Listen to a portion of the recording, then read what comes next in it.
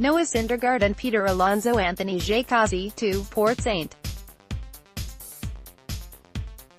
Lucie, you first noticed the impending heavyweight bout not on a ballpark's marquee, but rather among the minutiae of the daily workout itinerary Wednesday morning, here at First Data Field, at 11:40 in the morning. At this complex's Field 6, Noah Syndergaard would throw live batting practice to a group of 4 hitters.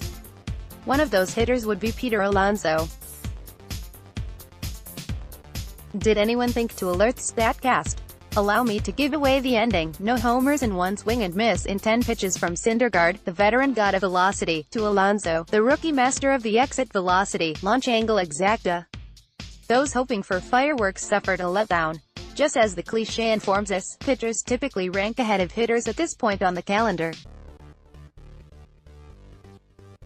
Yet maybe this inaugural clash of the Titans can reap dividends down the line. As the Mets dream it, perhaps Alonso will go deep off Max Scherzer in a crucial NL East game, or crank one against Luis Severino in a high-profile Subway Series contest, and flash back to this low-key showdown. "It's good to see the best," Alonso said afterward. "We've got a hell of a pitching staff. I think it's going to help even more in preparation, facing our guys. That's going to be really awesome." He faced reigning NL Cy Young Award winner Jacob deGrom earlier this week, so Wednesday didn't quite rank as a baptism for Alonso. Still, though, the optics of this matchup were irresistible. Syndergaard averaged 97.4 miles per hour with his fastball last year, per Fangraphs, the second highest in baseball, after Severino at 97.6 miles per hour, among those who pitched at least 150 innings. And for someone who hopes to make his major league debut this season, Alonso has made quite the impact already.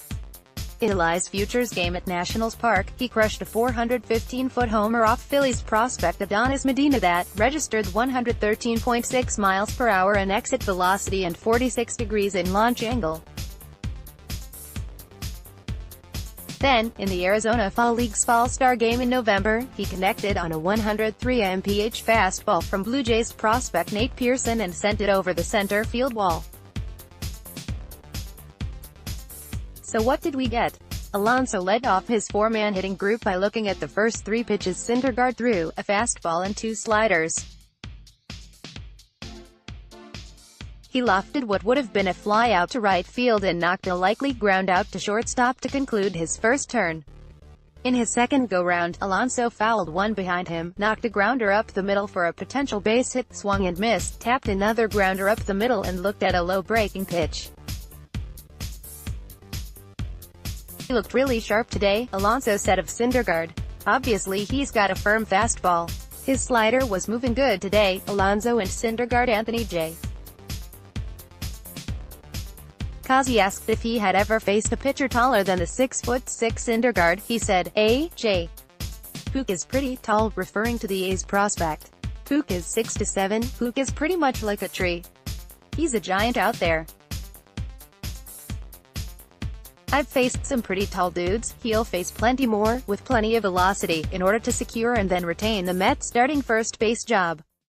New general manager Brodie Van Wagenen has repeatedly stated that Alonso will be the opening day starter if he wins the gig through positive Grapefruit League results. This runs counter to the industry-wide trend of manipulating players' service time. If Alonso spends the first 2+ weeks in the minor leagues, the Mets can push back his free agency to the 2025-26 offseason, rather than the previous one. The stakes are high this spring for Alonso. Considerably less so for Syndergaard, who said of his live BP session, "I'm just getting my work in. I didn't even know who was in there. To be honest, it's on Alonso to establish himself in Syndergaard's memory as an ally, rather than a forgettable inter-squad adversary."